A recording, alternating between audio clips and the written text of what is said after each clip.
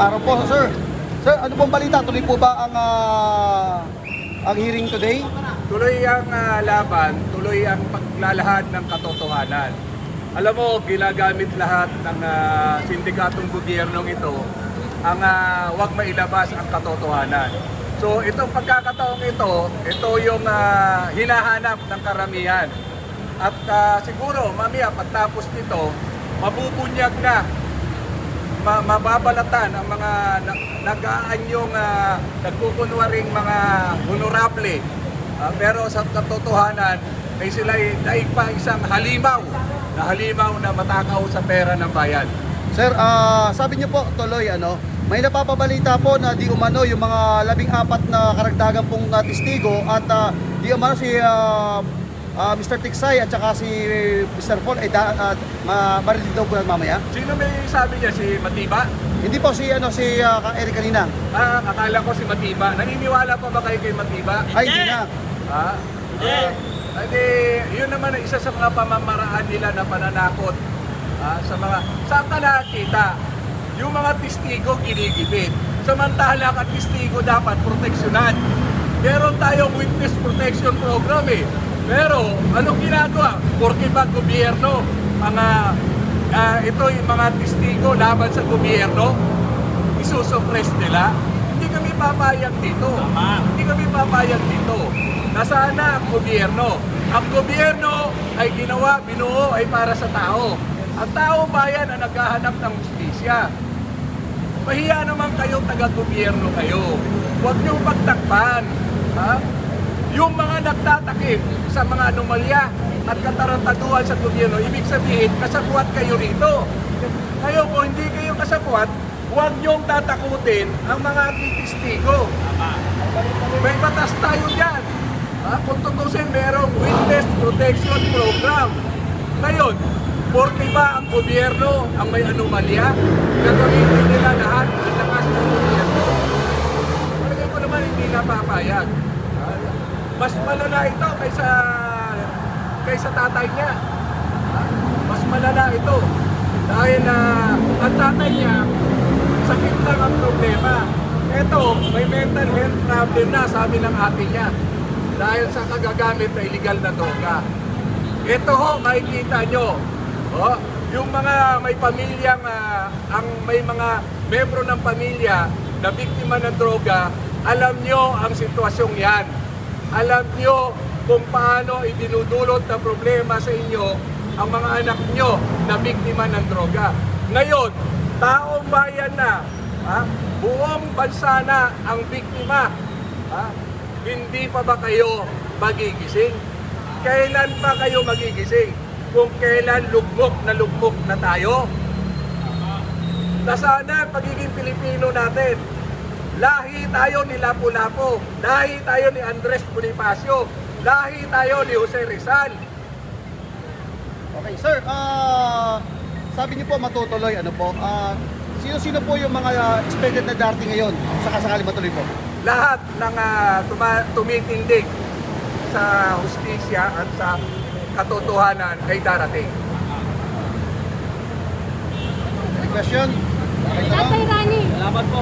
kung sa ngayon ay parang kulang ng witness protection po sa mga whistleblowers, hindi kayo makapekto na dito pa sa mga susunod na magpapakita tulad ng Rule 7, hindi pa po nagpapakita. Hindi kayo makapekto sa kanila, sir? Dapat magising na nga tayo taong bayan.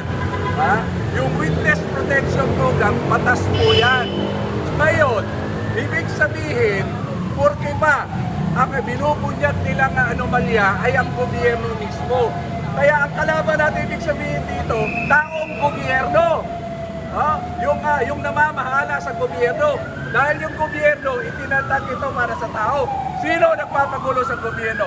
Yung nagpapatakbo ngayon.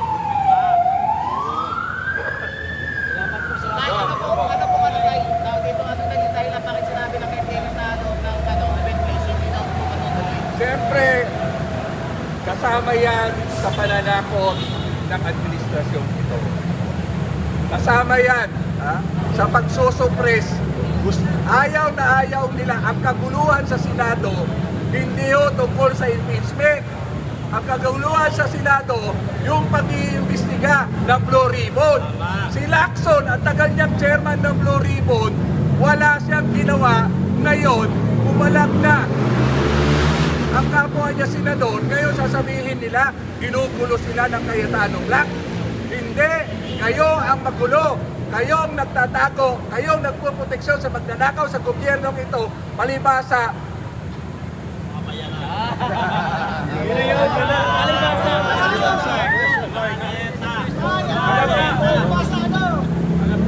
Alam nyo na. Alright. Okay. Salamat po, Senator. Salamat. Si Tatay Rani. Ay. Tatay Rani. Oh, yun na nga mga kabayan, naghanap po dito sa di umano Walang pagkain na, guys. Kain na na. Wala mo po mga nilalabas na bahaya. Ito kayo mga kabayan. At kaya ito ho, biyari. Ay! May cook pa daw yan. May cook.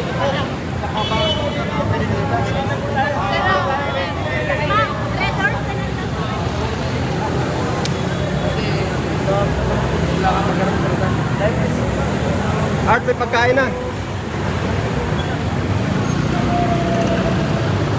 Ito no, may pagkain. Ito no, may pagkain. Pagkain.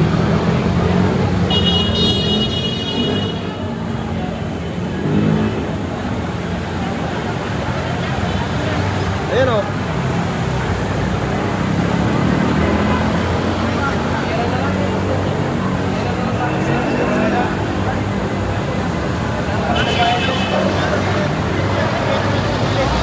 Huwag ka na. Pagkain.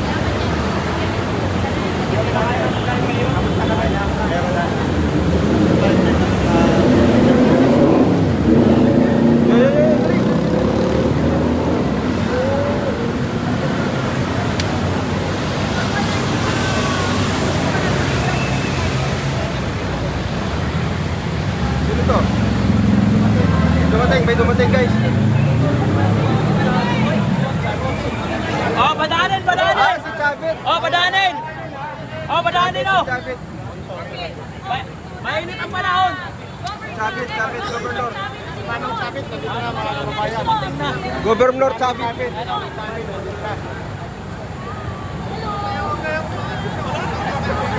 Oh, padaanin, padaanin! Chavit.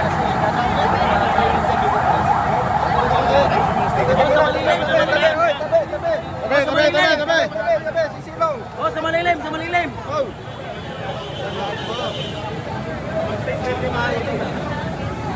Chavit. Mag-statement mo na si Governor para marinig natin ang isang Sir Chavit. Hello, Doc. Mag-copy kami.